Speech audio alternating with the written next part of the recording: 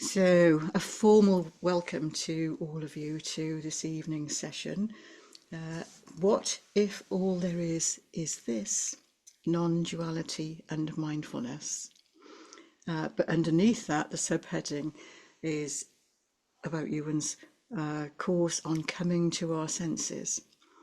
So, if any part of that resonates with you, let's see what we can pick up from this exciting adventure that will be going on from tonight. But before we start on that, just a little bit about Mindfulness Wales. So, in case any of you haven't been before, I'm Liz Williams and I'm chair of Mindfulness Wales. And we've been going now for 4 years, and we do sessions like this, although they vary enormously, but we do one more or less every month.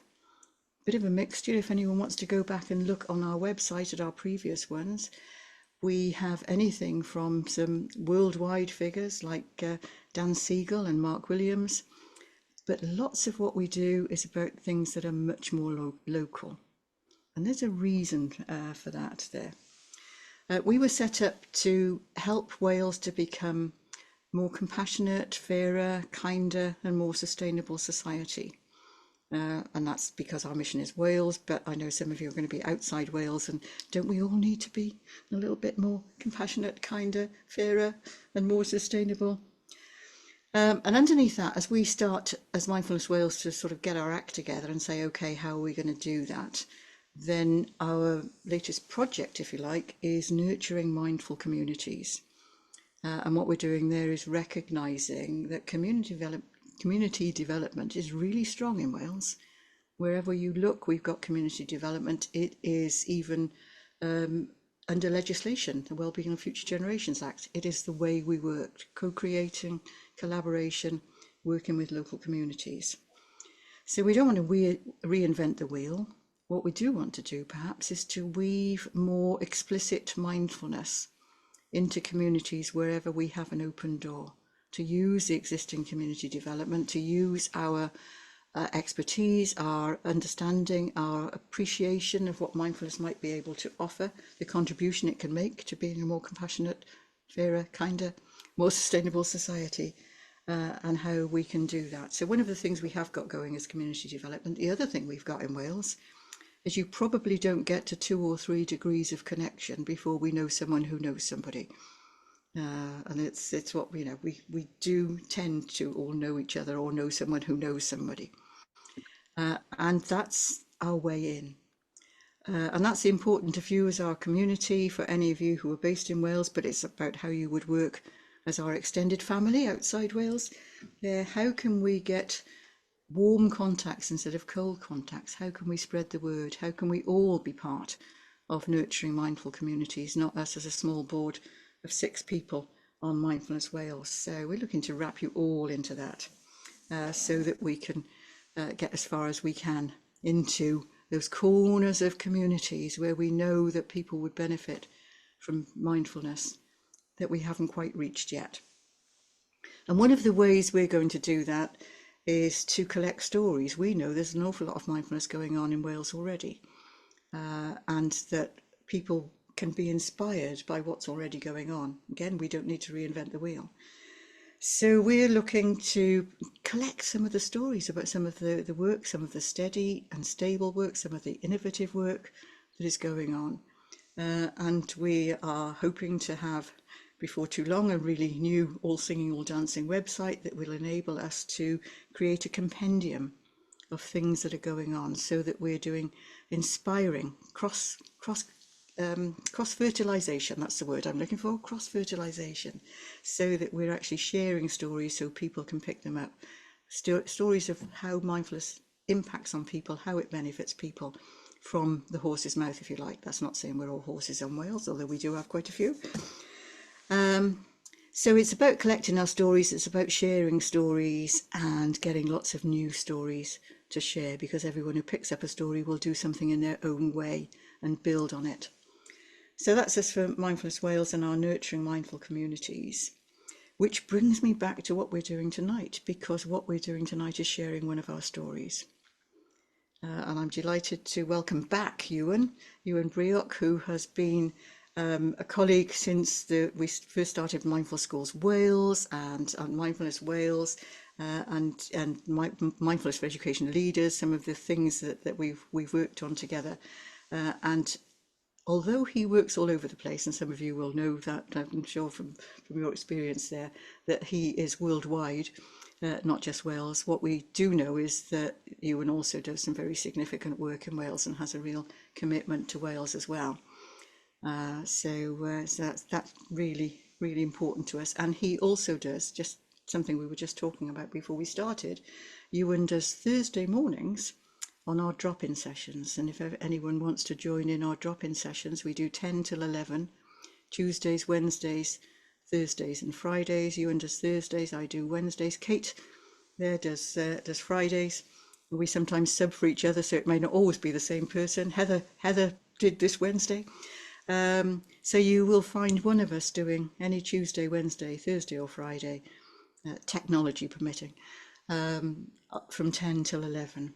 And you would be very welcome to drop in. That's part of what we do underneath it. That's now become underneath Mindfulness Wales, part of our offer. So let's explore one of the stories that's been happening in Wales of some innovative approaches. And I will just say that's one of the important things about how we're going to get this out. We've all come up through the ranks of some of the more traditional mindfulness programs there. But we're talking about the general public now. We're talking about people in all walks of life, in different corners, with different experiences. And we know that we have to meet them where they need. If mindfulness is to be of any relevance to them, it's to be of interest to them, then we need to be very aware that where that co-creation and collaboration comes in there. What might be the needs? Where are they coming from? How can we meet them where they are? Because that's the way we access. We get access for them. And you will find some other things about accessibility, some other events that we've had about how we make things accessible. For example, in social care, on our website. So it's one of the things that we keep coming back to discuss. So I'm going to hand over now to Ewan to show us how he has gone about making things innovative, interesting, lively, and certainly thinking. I've said in one of the blurbs that I wrote, you can guarantee that Ewan will think outside the box. And so I think we're in for some outside the box thinking, prepared to be challenged. So Ewan, thank you so much for coming to share what you've been doing today. I will leave it to you to introduce yourself and what you're going to do. So thank you, and over to you. Thank you, Elizabeth. And I'm really grateful to have this platform really to share what is still in early stages of development. So I'm hoping that this will be more of a dialogue rather than a presentation, although I will present initially, because I'm very curious to see what you make of this new curriculum. So we'll start with the practice. Is that okay? And I'm going to pick a practice that's from the new curriculum so that you can get a sense of how it's different in some ways to what you might know as mindfulness through the conventional curricula. So I'd like you to imagine that you're playing keepy uppy with a balloon, let's say. You might even want to actually mime it with your hand like this, which we do in the workshop for a considerable amount of time, to the point where people get, I'm worried I'm going to get sued for RSI. Okay. So we're keeping up this imaginary balloon. And in a moment, I'm going to invite you to close your eyes, and I want you to notice how this game of keepy uppy is actually happening inside too. So if you're closing your eyes, if you're not closed already, and just dropping the balloon, letting your hand relax. And notice how this activity plays out inwardly also. Might be thoughts, physical sensations, or some impulses, or even emotions.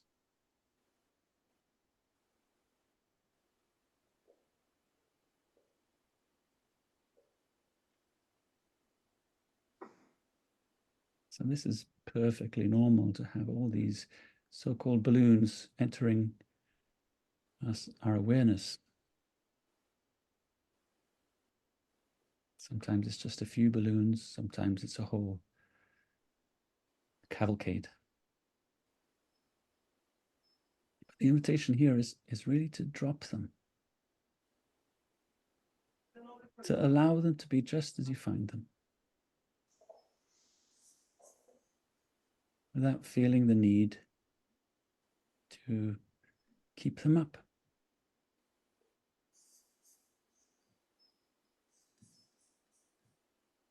They might be a sound or some other distraction.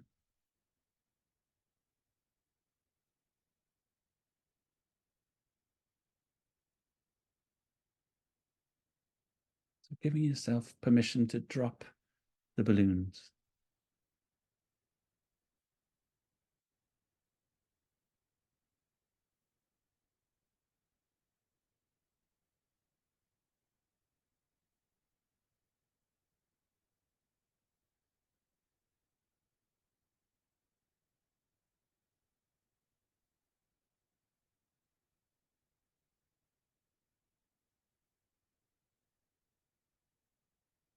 And it might be that once you relax that hand, that inner hand, if you like, you become aware of your breath.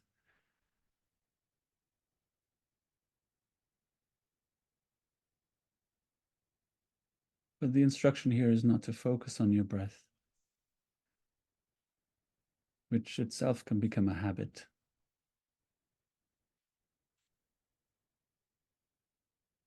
Simply to relax that movement of the hand, this movement within, the feeling that you need to do something about anything.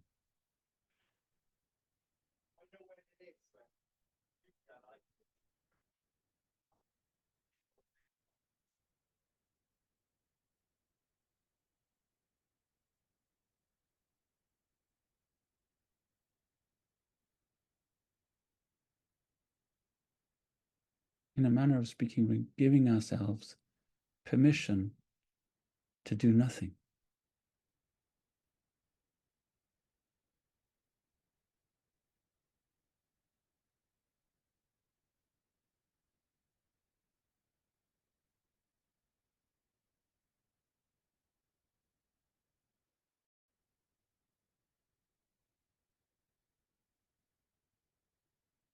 Now, it might be that you feel this agitation in the hand, this feeling that, well, I ought to do something. I ought to do mindfulness, or I ought to bring my attention back to this focus. Seeing if you can drop the hand there as well.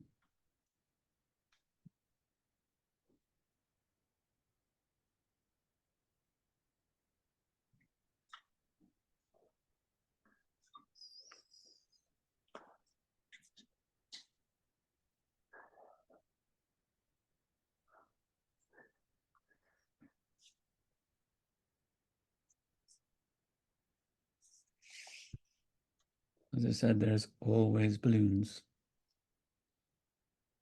They don't stop. But it's not a fact that we have to do anything about them right now.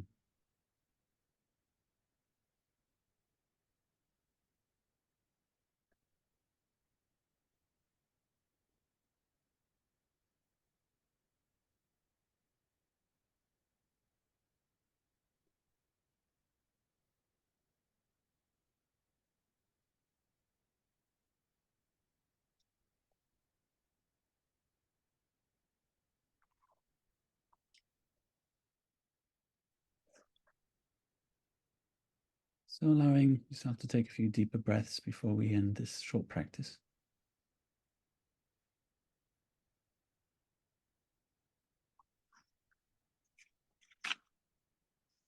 And in your own time, when you're ready, opening your eyes.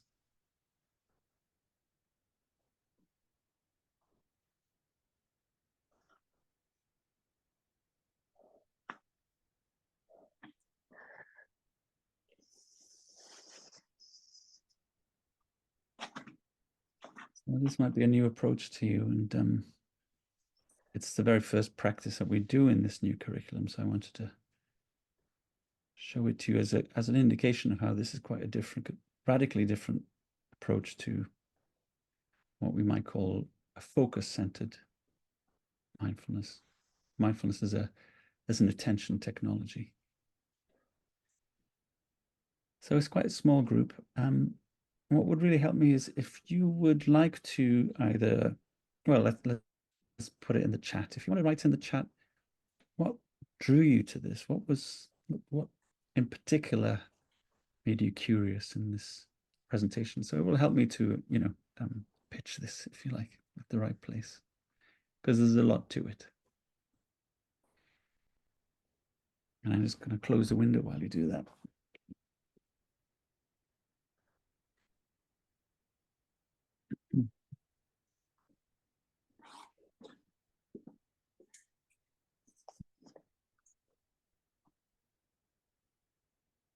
Just type in a sentence or a word or anything in the chat.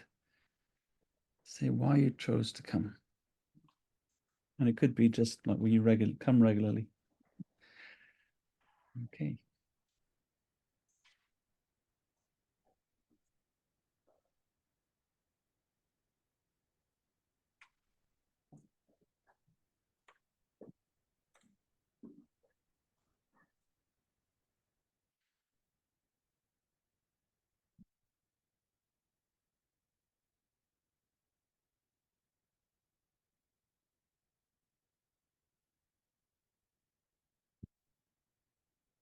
Uh, um, Simon, it's not a clinical trial at the moment. It will be at one point, but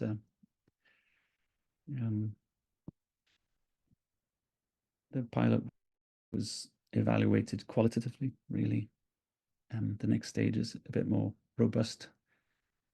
And then we'll go into clinical trials in the third phase.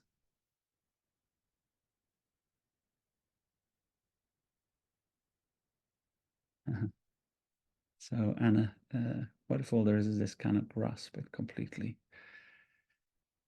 Yeah. Is it possible to grasp this? And I think that's where I'll start, actually, because my work, and I should say beforehand, my background is, my first love is not mindfulness. I confess, it's theatre. So I've been working in applied theatre for 30 years. So applied theatre means theatre that is in some way useful. It's not about the spectacle. It's about actually changing the world, making it a better place, helping people, looking at issues. And I won't go too much into that. But through a series of very lucky encounters, I developed a methodology called sensory labyrinth theatre in about 2000.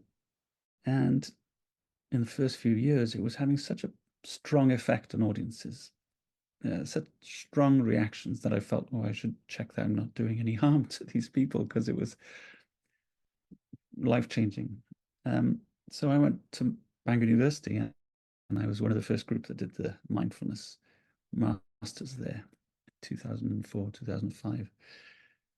And it was a great place to be at that time, because there were people traveling from all over the world, neuroscientists, psychologists, psychiatrists, and Buddhist monks, all in a way shaping our ideas of what mindfulness are, based on Jon Kabat-Zinn and Mark Williams, of course. So even then, there was a sense that there was more flexibility in what mindfulness, how it could be framed. But I did wait a while before I contributed my own take on it, because I really wanted to get to grips with the curricula as they stand. So I've been teaching for about 20 years. And I'll go into it a bit later, why I think, and it's a very, very provocative thing to say, but I don't think the current curricula are fit for purpose anymore. I think we live in a different world to when they were developed. Okay, so I'm going to share the screen with the presentation. And if anybody has any questions at any point, you can either put them in the chat or just put your hand up rather than having to wait to the end. Although I will give a lot of time for us to discuss what comes up for you in this presentation. Okay.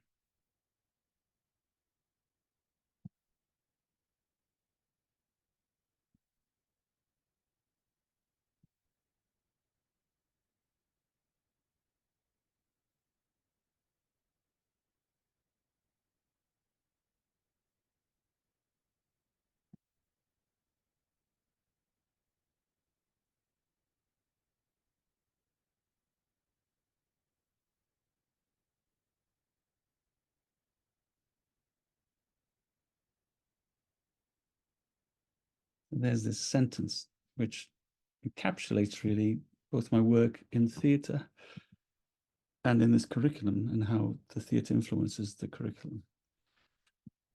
What if? Theatre is all about what if. There's a stage for any healthy childhood,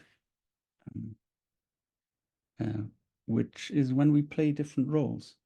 When with our friends we go, what if we're spies, or what if we're soldiers, or what if we're midwives, or whatever? And there's that sense of playfulness, isn't it, that we can recall if we've had the luxury of being nurtured and feeling safe to do that. What if? And there's very much a sense of that in this curriculum. There's a playfulness and a creativity that is from the get-go. What if all there is? And this is what's special about theatre. When you go to the theatre and you sit in the audience and you watch the stage, that what's called the aesthetic space of the stage is the whole world. It could be anywhere in the world. It could be any time in the world. It's everything. And it's also an empty space, as the director Peter Brook called it. If you've ever been on a stage when it's not active, there's an energy there. There's a kind of latent emptiness of potential. What if all there is this? And this connects to non-duality, which is a tradition in most religions, esoteric religions of the mainstream, like Christian, Islam, Sufism, Christian mysticism, the Katars, for instance, and Zen Buddhism, for instance, or Dzogchen, or in Hinduism, it's called Advaita. And although there's many different ways of explaining non-duality, the term itself means not two.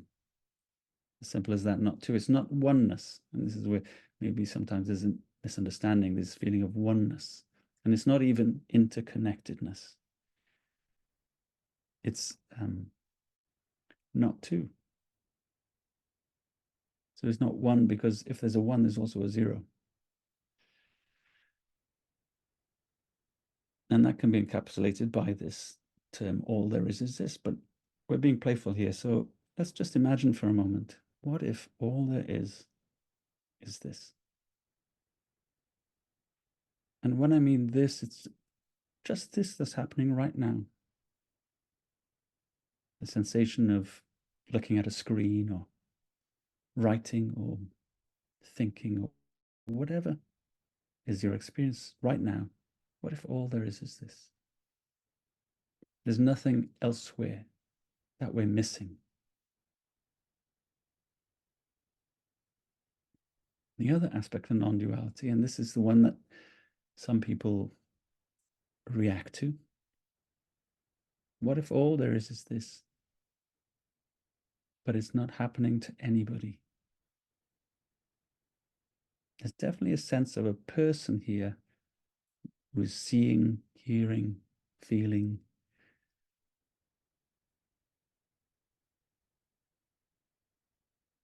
experiencing. That's also happening, but to nobody. And immediately the mind engages and says, no, this is a body. I'm a body. I'm sitting here. I'm an individual. I have a history. There's a narrative. There's a story. I must defend that story. But I think most of us who have meditated for any length of time sometimes experience this sudden dissolving or disappearing of a person or a body. And in this curriculum, we explore the possibility of giving glimpses of this through the activities. Because it is, in Buddhism, what they call the natural state. So we'll come to that in a minute. So what if all there is this? It's an invitation to explore what this is. And although this might sound very mystical, it's very simple in the sense that this curriculum starts with everybody's experience, just like Elizabeth said in the introduction. We start with what is here right now, rather than this idea of somewhere, a goal, that somehow we are in autopilot and that we have to practice this thing to get out of something. So in a way, this curriculum is saying there's nothing to escape. It's all here already. There's no goal. There's no state we're trying to achieve. So what we do is, in that first exercise with the balloon, we bring attention to this hand, this agitation. What is the source of that agitation? And also, what is the nature of that agitation? So with the group, you'll ask, well, how were you feeling agitated? And you'll get the usual responses. I felt tired. I felt restless. Oh, I hated it. I can't do it. Resistance. Or, well, I just switched off. Numbness. Or, well, yeah, it was good. I felt positive. I had positive thoughts. My mind went to positive thoughts. And what's really interesting about those 5 different responses is how they correspond to stress responses: fight, resistance, flight, restlessness, freeze, numbness, flop, torpor, and fawn, I think it's called, isn't it? This idea of befriending. And here we have a kind of issue with mindfulness, which is about befriending our experience. But often that's construed as positive thinking or fixing. So why do we have a stress response to being with ourselves? And that is the framing question of this curriculum. And then it becomes like a detective, like a murder mystery. Why are we so agitated with being with ourselves? And this grips people's curiosity right from the get-go. So just to make sure, I put this for myself to remember what I said I'd do. So why is it different to MBSR? I'm not going to go into that, but most of us recognize this, what's called the hot cross bun, where we have body sensations, actions, impulses, thoughts, and emotions. These are the things that are happening in any given moment. These are the things that we're experiencing. And people can relate to this immediately. So we start with the hot cross bun because this is our experience. But in the Coming to the Senses curriculum, we construe them as metaphors so that we can get a sense of how these aspects of our experience play out. So the balloon, which we just did an exercise, a physical exercise, and then the curriculum, this is a whole process, represents thoughts. So while in the conventional curricula, we would talk about the stepping back from the traffic or letting thought buses pass, which also comes in later. And I'll talk a bit more about this later, why we start with this, which is a quite important aspect to the curriculum, rather than focusing on breath and body. Then we have, so in each session we look at and we do creative challenges that explore these different aspects, feelings and emotions. Well, a lot of those we're not conscious of, are we? It's almost like we're blind to them. And the ironic thing is, when you are actually blindfolded, and we do some work with blindfolds, you become acutely aware of those feelings. That's interesting, isn't it? Partly because 60% of our brain is engaged in processing sight. So when we stop sight, the brain has this capacity then to suddenly notice all these internal chaotic feelings arising. The body we represent as a squashed bottle, and I won't go into that too much, but it relates to these sensations of numbness, pain, that has accumulated through all the different ways we've been shaped by our conditioning. And then we screw it, as adults, we screw the top on, and it becomes fixed. So the playfulness aspect of our exercises and the group dynamics is very much about loosening the top so it can breathe a little bit. And I won't go into the actions and impulses, because that is a very strong metaphor that it's very difficult to explain, but helps the people recognize this idea of us as doers is not necessarily verifiable. It can be easily changed, our perception of that. I won't go into that too much, but actually the main thrust of the curriculum is about this. They're not arrows going back and forth. It's this loop which is the source of that agitation. And it's a Mobius strip for a very important purpose. So it's like Mobius strip is this shape that is continuous. There's a sense of continuity. And so it is with us. We have this sense of a person here continuously. Every 3 seconds or less, there's this thought that says, I am, I exist, this is happening to me the whole time. And through various exercises, we explore the 3 aspects, the 3 drives that make this agitation continue. And the first, and if you're into Buddhism, you'll recognize these. The first is craving. Conventional mindfulness curricula don't generally go into craving that much. We do in this because it's obviously a balance is the avoidance. The avoidance is very much the key, the crux of our current mindfulness curricula, is actually stopping and just being with the suffering. And then the third aspect, which is, I would argue, is the baby that's been left out of the bathwater of mindfulness because of this need to be secular. And that's ignorance. Ignorance of our true nature. And I'm going to put an arrow there because it's in that twist that this ignorance occurs. And this ignorance has occurred because almost like we got our knickers in a twist, and we've established this idea of a person's self separate to other people, and that is an illusion.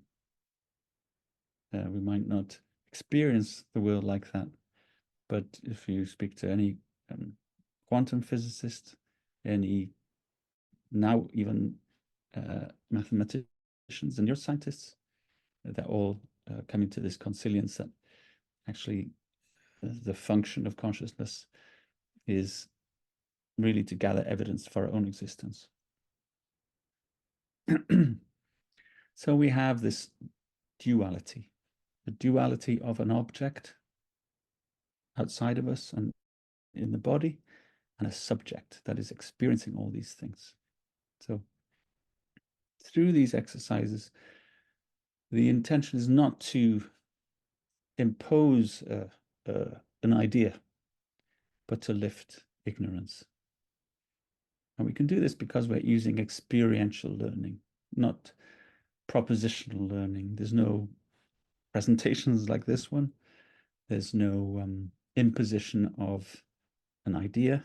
It's simply experiencing how we're driven by these craving and avoidance. And once we become aware of that, suddenly our true nature reveals itself, even just for a small moment. And what happens with that, when there's this glimpse, there's a sense of traveling lighter. So this curriculum is very much about introducing mindfulness practice, but also introducing this feeling of traveling lighter, having space around this thing that drives us and makes us keep the balloon up, agitates us, about being with ourselves. Okay, now I'll go on into, and this is the last slide, into why I think we need this, why the curriculum as it stands conventionally is not fit.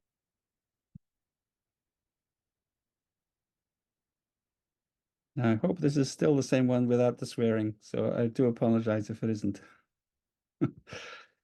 Okay. And meditation as teenagers, but it does entertain me because nobody, when I was a teenager, mentioned the word mindfulness. And do you know why that was? Because we were mindful half of every day because we didn't have a choice. We didn't have a cable service in our pocket. Yeah. You waited for somebody, you waited. Mindfulness. Yeah. You were on the bus, you're on the bus, watching condensation drip. Mindfulness. I didn't realize I was like the guru before I got a cell phone. You want to return a VHS? You got to rewind that. Mindfulness. Have you ever rewound anything in your life? You are the post-rewind generation, and I'm not judging you. I'm just saying that there were times when we were forced to be with ourselves. You know. Now sometimes I'll be running home. I'm so addicted to my phone. I'll get home. I'll make it to the bedroom. I'm like, wow, I just made it. And then I realize I left my phone in my jacket. I'll pick my pants back up. I'll go back outside. I'm like, oh my God. I was nearly with myself for 2 minutes. What would I have done with my thoughts had I not been able to swipe on my Instagram for 2 minutes while I'm in the bathroom? So it's no wonder there's a mental health crisis in young people because they've never actually had a second to be with their feelings. So every now and then when they get 10-second window into their soul, they feel something and they're like, what the f is that?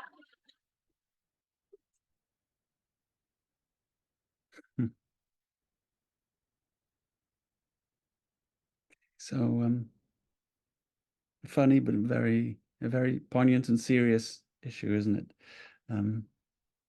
There is a pandemic, a mental health pandemic, and I believe its roots have started in 2007 with the invention of the iPhone.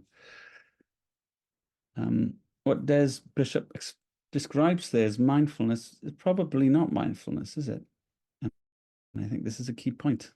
This is just mind wandering, what's called a default mode network, where we let our mind wander. And it's that space of self-referencing as well, where creativity occurs.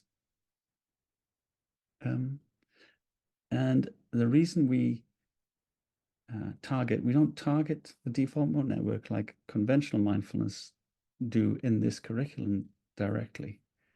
What we do is we first explore the task positive network in the brain, which is this sense that we have to do something, that there's something we have to do all the time.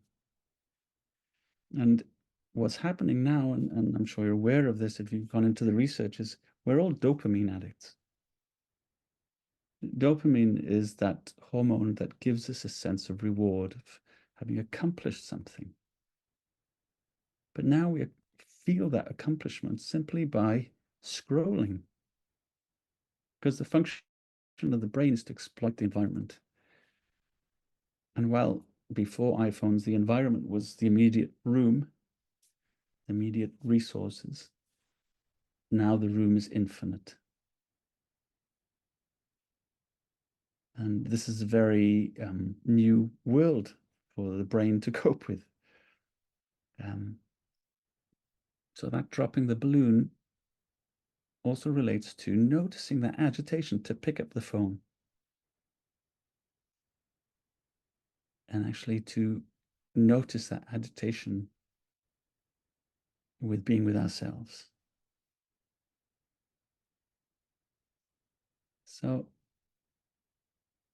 that's as much as I'll talk about the curriculum at the moment. I'm sure you'll have questions in relation to that. I'll just give you a little bit of an update of where it's at. So we piloted it last year with NHS staff in Bevan. We did 2 courses, and then there was a waiting list at the end of that. And so the NHS directly funded another course. And what's interesting is that attendance is people struggle to attend because it's the NHS. And there's a kind of work ethic there, if you like, of well, of course, of being a caretaker and being part of a team and feeling shame and guilt if you take time for yourself. So nobody's actually done every single session of the 8 sessions. Most people do about 6. Some have done 4, some have done 3. Now, that would be quite a loss in a conventional mindfulness curriculum. But what's interesting from the feedback is that even people who have attended 3 or 4 sessions get some kind of transformative experience. And this is why the emphasis is not about developing a practice, although that's very much an important aspect. It's more about getting glimpses of this natural state and knowing why it's not there, not available to us, so that they can actually undo those activities or be aware of why they're not in a natural state and make them curious about getting to it through the practices. I think that's as much as I'll talk about now, but this is where it's over to you to give me your responses. And I would really appreciate all your responses as people experienced with mindfulness, how that lands with you in relation to your experience.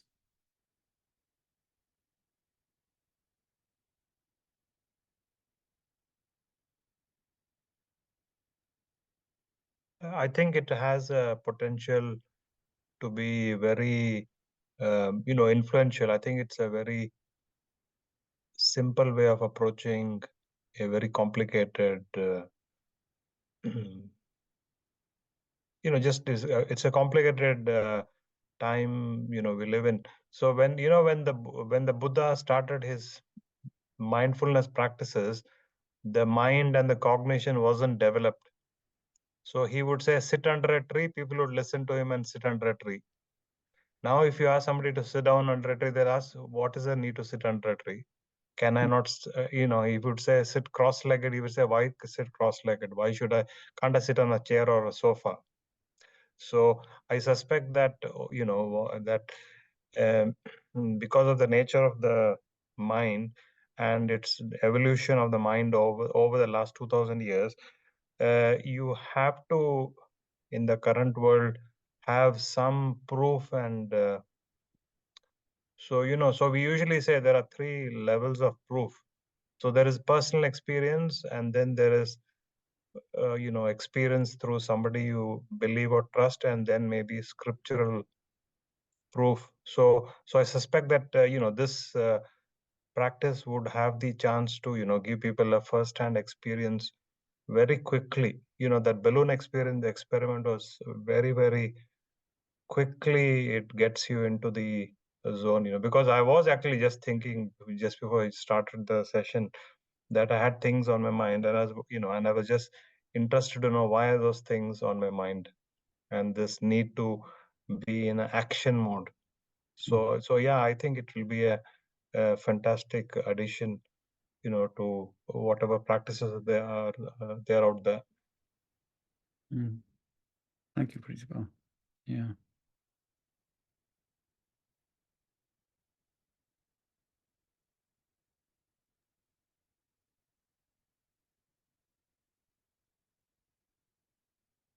Yeah, it is surprising actually. The thing that has been the most challenging for people on the course is being creative.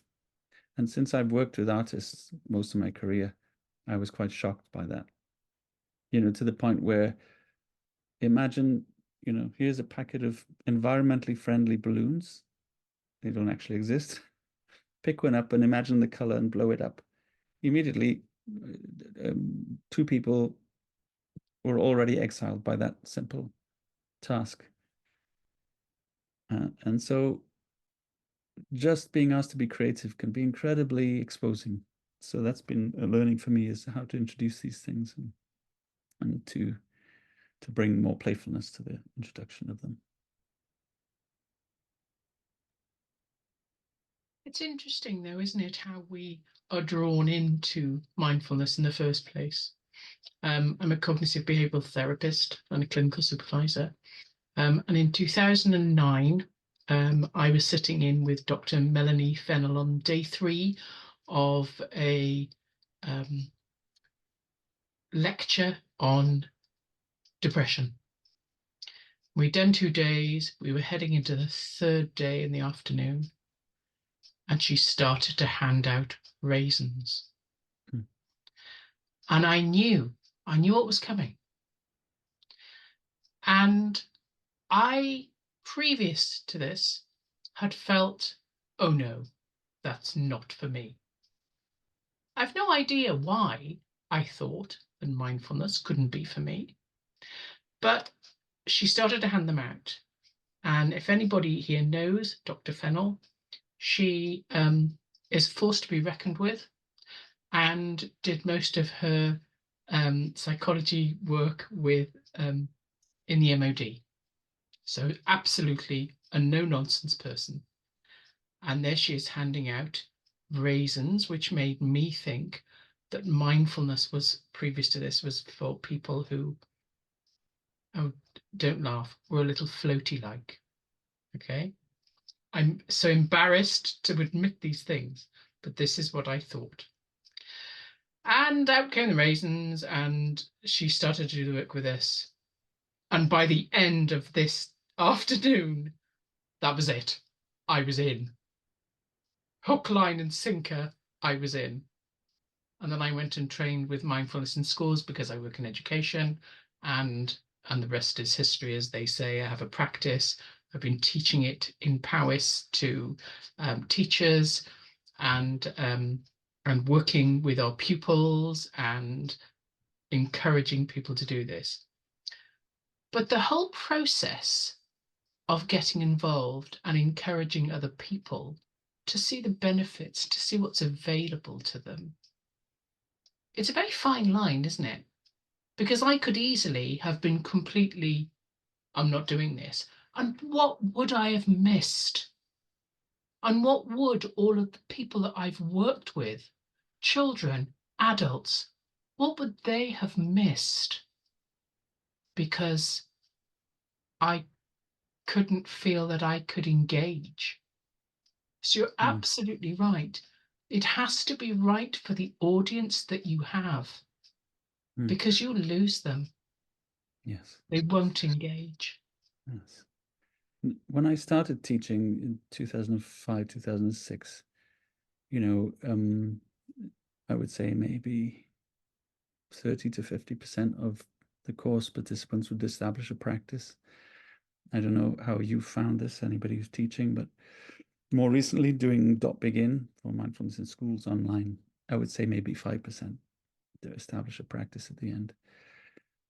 So, and I think about all those people who've tried and failed, and the sense of failing. Oh, this is not for me. Oh, I just can't do it. When it's actually our natural state. It's our, what's the word? birthright. So I feel very much that it's really important to normalize this deluge of default mode network that comes in initially, precisely because we haven't given our brain, the brain is starved of the default mode network,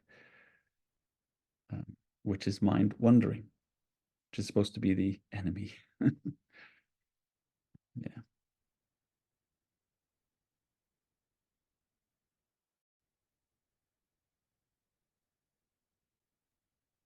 I mean, essentially, four types of people come into any practice. So either somebody is distressed and things aren't working out, so therefore they try something out, or I want to enhance myself. So therefore I take it on because I want to enhance myself, whatever way, financially, spiritually. Or the third group is the curious type. They just want to know, what is this? And the fourth type are naturally gravitate to it. So those 5% of people who establish a practice would have established it, if not through the sessions you ran, through somebody else. So they just happen to, run into you, and therefore they, So I suspect that maybe is how then we should be looking at marketing. That are you coming in because you're interested, or you're curious, or you want to enhance yourself, or you have some degree of suffering that you want to overcome.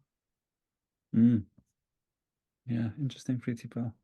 I remember when in the MBSR the initial requirement was 1 hour practice a day.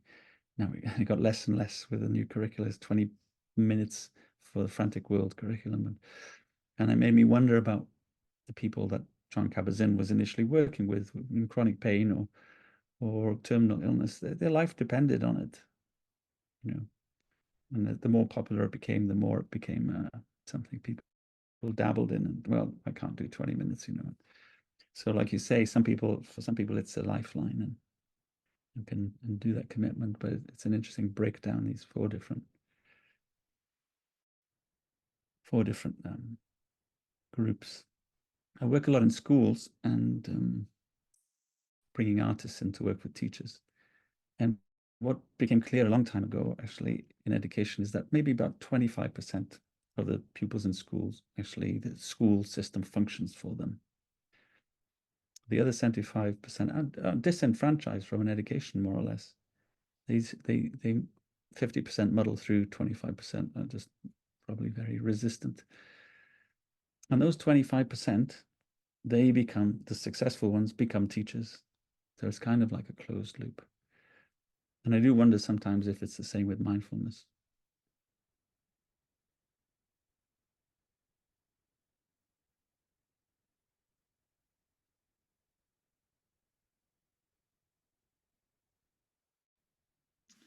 Ewan Lauren has raised her hand. Oh, yeah. Hi, Lauren. Can't see you. Where are you? Thank you, Ewan. It's really interesting. I am curious about your decision to create another 8-week curriculum, considering you started by saying you don't think the model of teaching is really fit for purpose anymore. Did you consider shortening it? Good point. Maybe that was just my conditioning. 8 weeks. 8 weeks. Maybe it could be 6 or.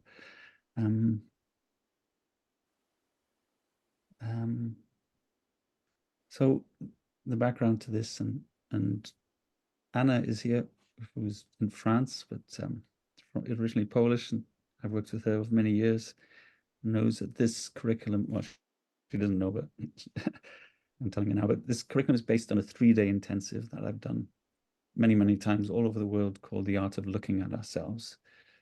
And it consists of a series of exercises. And so I tried many different curricula. I worked on online curricula during the pandemic for a school. I worked on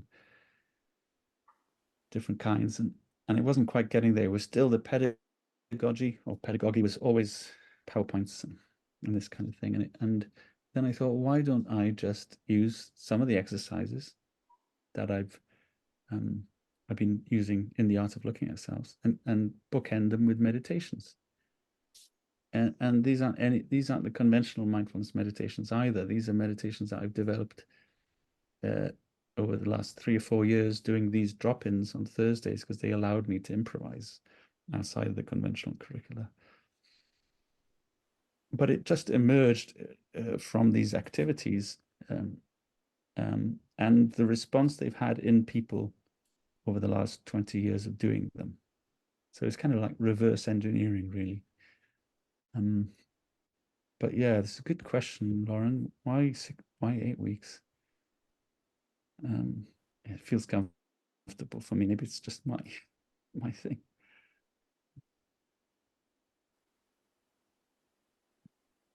Anna's making it. What's that?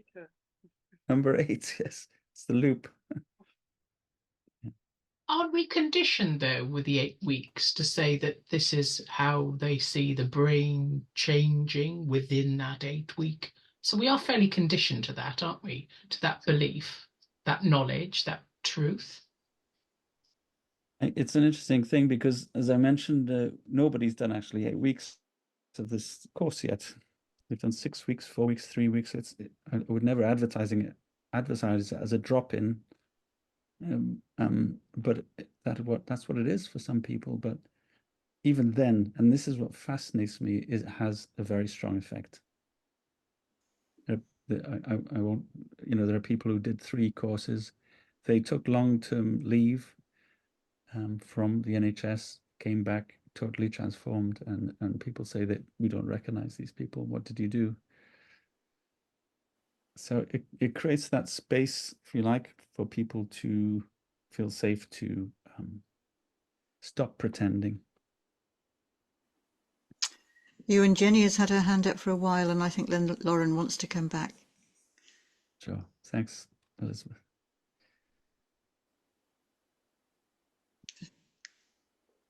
Where's Jenny? Oh, there you are. Go ahead, Jenny. Go ahead, Jenny. Hi. Thanks for the presentation. So, yeah, my mindfulness training's from a Zen school, so I think it includes elements of what you're describing. And I've been around non-duality for a long time, so I'm kind of aware of it and I rate it. I found it very helpful. I'm interested in how your work will kind of protect against the real shadow of the non-duality, of the attraction for a lot of people of there not being anyone here, how that's a nice response to dealing with unresolved stuff. And so how do you kind of work with that? The spiritual bypassing. Yeah. Well, it's very subtly introduced as a proposition, like, what would it be like if and if I was just a character in a play? How would that be? But it also does a lot of shadow work or internal family systems, the elements of that as well, so that people can actually start to recognize what these fragments that seem like a whole, how they're relating to each other. So it isn't at all proposing, this experience of being a human as invalid, if you like. And maybe I could bring this aspect up as well, because the mindfulness curricula is very much focus oriented, focus meditation. But of course, there are different kinds of meditation. It gets into loving kindness or metta at some point. An open-mindedness or insight meditation. Compassion is coming more into mindfulness, but I think in this course we touch on and practice all of them from the get-go. And that's partly to do with this group dynamic, because it's experiential learning. We do activities together creatively. There's this sense of a safe space to go beyond more intimately or personal with each other than you might on a conventional curriculum. Mm. So it's very relational as well as kind of Absolutely. exploratory of the self. Yeah. Yeah. Mm-hmm. Thank you. Lauren, did you want to come back? It was just a comment, really just about, sorry, it's so interesting listening to you talking to Jenny about this, the downside of non-duality. I'm very interested in that. But my comment was really about the recognition that people just find it so difficult in the NHS to access a course that's 8 weeks. So I'm always really thinking about how, because I work in the NHS, I'm a nurse and a mindfulness teacher, teaching my colleagues, and yeah, I'm always just thinking about how to meet people where they are. So I'll definitely be really interested to see the outcomes of your research, and just thinking for myself about how else I can deliver these modified courses that are not 2 hours a week for 8 weeks. Where are you based, Lauren? In Bristol. Right. Because I will be training people to deliver this curriculum Mm. in the coming months. You're not committed to teaching it, but you know, anybody who's curious in it can sign up to that. Mm. In terms of working with the NHS, it's been an eye-opener. I mean, Aneurin Bevan's prioritizing of well-being of staff consists of a 9-month waiting list for 6 weeks counselling, and that's it.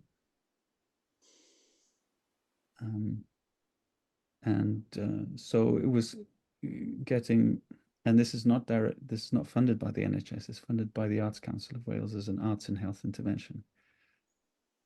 I've just put in another application, which is part funded by NHS funding, but that's phase 2, where it's going to more health boards and training trainers. The third phase, it demands 50% of NHS funding, which is a real obstacle because the NHS does not fund any arts and health activity in the UK. And the interesting thing is the Arts Council are questioning whether this is arts and health because it's also mindfulness. Because for them, arts and health is singing in a choir or dancing, or so that's another proof that I have to make. But the point is that there is something very toxic in the NHS in the way that it's invests far more in recruitment than actually solving the upstream well-being issue among staff, which is why recruitment is so essential, because there's an exodus of doctors to Australia, there's an exodus of nurses.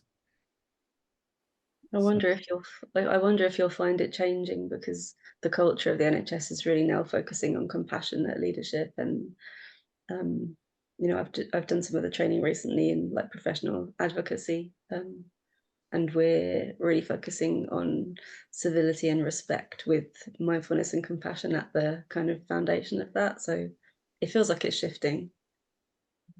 Let's see. There might be more funding coming. Yeah, that would be good. I mean, within this curriculum is a very specific idea of compassion as emerging naturally from experiencing our natural condition. It's not something you can cultivate. So maybe this is another one that provokes reaction, but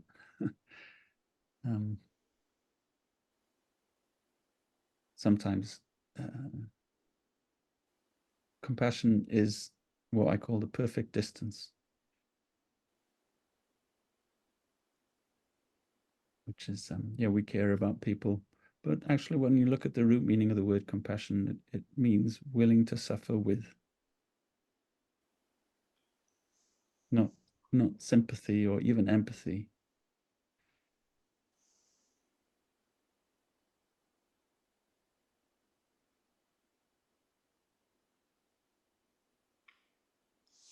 So that's why in this curriculum, we also practice in what's called in Buddhism Tonglen, which is actually recognizing that this suffering that we experience is not personal. It's the human condition, and that, you know, we breathe in the suffering of all sentient beings, and breathe out the wish to be free of it.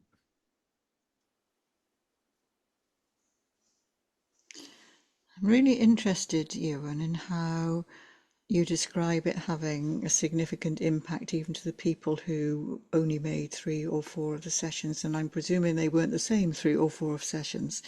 So you've got a lot of people who've actually experienced a different combination of your 8 sort of areas of the curriculum, if you like, that you had planned there, and yet still they are able to drop in and out and it have an impact. And it seems to me that it's a bit like, isn't it, you know, nobody listens to any more than 20 minutes of any lecture, so why do you go on for an hour? Well, you don't know which 20 minutes it is. So it's, you know, we're all getting different experiences depending on where we're coming from as well as what we're experiencing. But it seems to me that's something to pull out, the flexibility, to see quite how, even if they haven't had the continuity, and even though in most of the courses we teach there's a bit of an algorithm here, in that, you know, if you miss out a lesson, you have missed something that leads on to the next. And our normal 8-week courses have got quite a strong algorithm that builds. You might miss one, or, you know, but they do build there. But how, you know, if there's any way you can actually work out how that works when everyone has had a slightly different experience. Yeah, that flexibility is amazing. Well, it's not flexibility. I just work with the people who turn up, you know. But yeah, it's a question for me. Why is it having an impact? And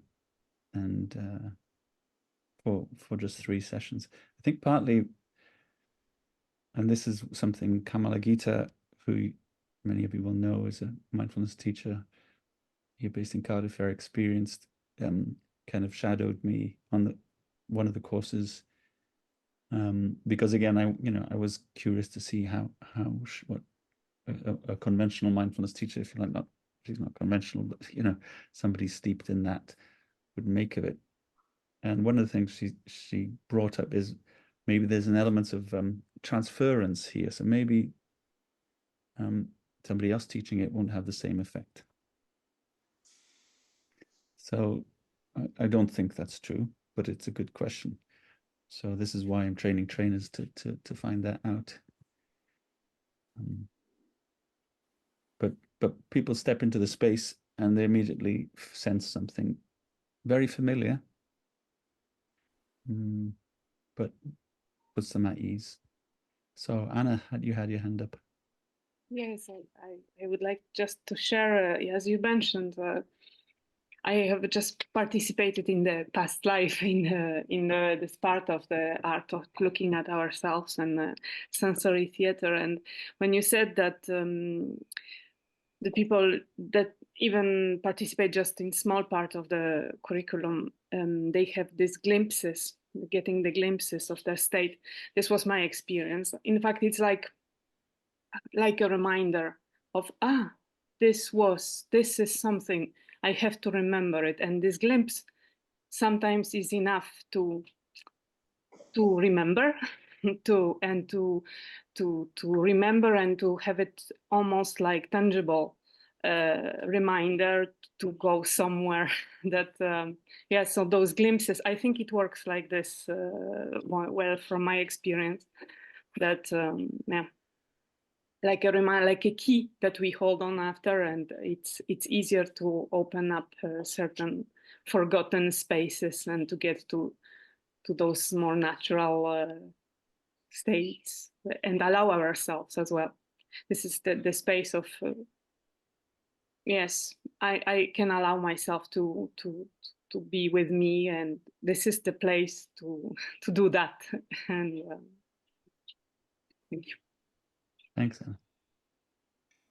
And Kate has a hand up. Hiya. I'm really interested in the statement you made around the purpose of the exercises is to lift ignorance, and how perhaps ignorance is an element that's within your curriculum that doesn't appear so explicitly within other curricula. And it would be helpful for me if you could perhaps summarise what you feel the key differences are between your curriculum and the more traditional ones that are out there. Can I just check with you, Kate, because the implication is that you believe there is in the normal curricula an element of looking at the ignorance, or no? No, not necessarily. No, I wasn't disputing your claim. I was just interested on how, in terms of how your curriculum reflects that, really. Yeah, but anybody who feels to dispute that claim, please let me know, because maybe I missed something. So yeah, the first difference is let me put it this way: there is no present moment to be aware of. And see, straight away that negates mindfulness, because you know, who is going to be present? Because the person who believes they should be present doesn't exist. It's like oil and water, if you like. So that's why partly mindfulness is all about this focusing on the breath and the body to kind of rest this activity of selfing.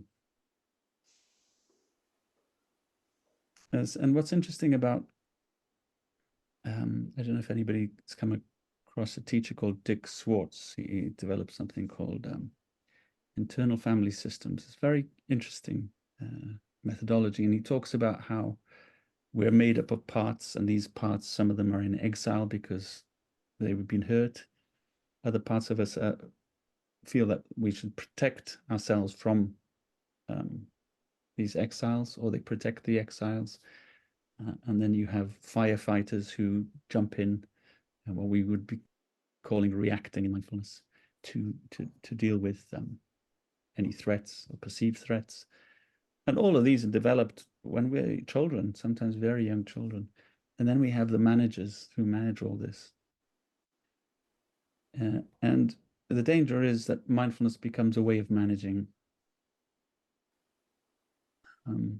rather than being what it actually was intended for, which is open awareness, allowing things to arise. And when I say arise, I mean this kind of lifting of ignorance, if you like. And that doesn't presuppose that I have any idea what is there beneath ignorance, that I'm going to tell you that there's something there. I mean, another way of saying this is that, the humans have this unique capacity, which is to point and name things. So apes can do it in captivity. They're taught, but no other animal actually points at things and names them. But that same capacity, which is the thing that separates us, can also be turned this way. So name that. See. And that, when I talk about ignorance, is basically we do not have the first idea what this is. And that can be scary. But actually, when you start to become comfortable with this idea that we don't know the first thing, then all the paraphernalia we've built to make our performance convincing starts to become less tangible.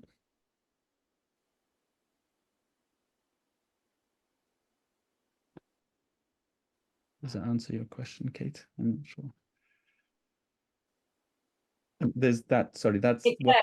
Yeah. Well, yeah, it's extremely thought-provoking. I need to wrap my head around it all, actually, because I think if we're starting from the premise that there is no present moment to be aware of, I'm really fascinated how then what your practices look like based on that.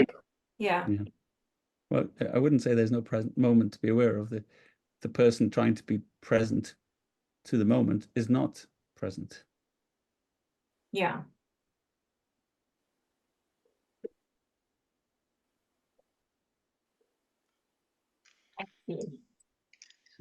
Thought-provoking, I think, is the word of the night, isn't it?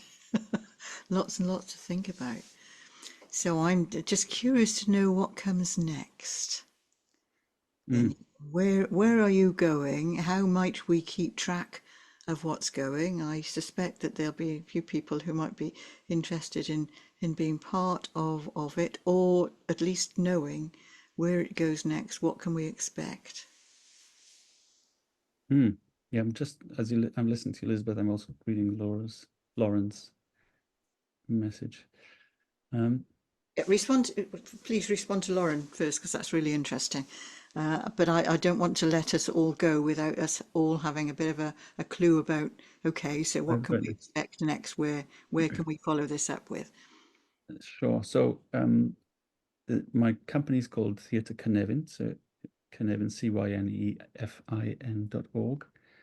And there's a web page committed to a page on that site about this curriculum, coming to our senses, and so you can read some reports about it there. Can you pop that in the chat, Ewan? But I will send it out in the email. If I've got it in the chat, I will send it out in the email with the recording of this session. Sure.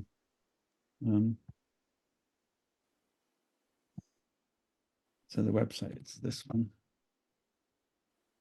The page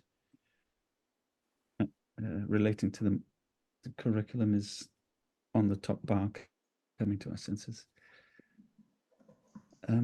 So the next step, an application has gone into the Arts Council for funding to deliver it across several boards, health boards in Wales. There's a department of Bangor University called CHEAM, the Centre for Health Economics and Medicine Evaluation, who are going to do a 6 to 9 month evaluation of the impact. And the aim here is to actually show the cost benefit ratio, or what's called social return on investment, or what's called value-based healthcare. The last course we did showed, if this means anything, a 900% return on social investment, which means that it cost 3,000, and in terms of the measures of well-being increase, we saved the NHS 30,000. And I know this is very utilitarian, but it's necessary in order to be able to leverage funding from the NHS to offer this to more staff or other well-being activities. And part of that funding, if we get it, is to train people in this curriculum and ways of training trainers. So what we'll probably do is actually the 3-day The Art of Looking at Ourselves intensive. And then there's an 8-week online training the trainer. And timescale on that, Ewan, as far as you have any control over this? I know it's lots of funding dependent there, but what are you hoping in terms of timescale? There's definitely confirmed 3-day training in North Wales, July 30th, I think it's 31st of July, 1st and 2nd of August. And while you're there, you can go to the Mindfulness Conference on the weekend after. So that's being hosted by a community group, and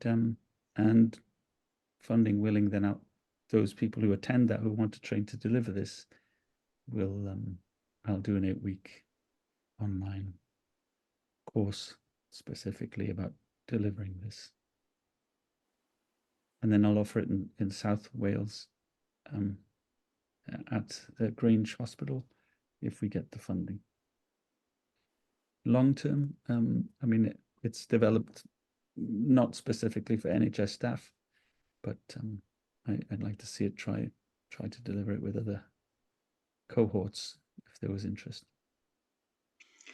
And I'm going to suggest that we perhaps follow this up at some point with some input from some of the participants, Ewan, if they'd be willing. Wouldn't it be interesting if we come back around at some point in the future with something so innovative? But to be fair to the Welsh Health Service, or little bits of it, pockets of it, picking this up. And just seeing if that can be spread. Although the Grange is also in an Iron Bevan health board, isn't it? We need a few other health boards to be interested, but the evidence will be there for us to see there. So let's make a sort of a tentative date to come back to this at some point when, as it develops and rolls out, and I'm sure you'll all be interested in that.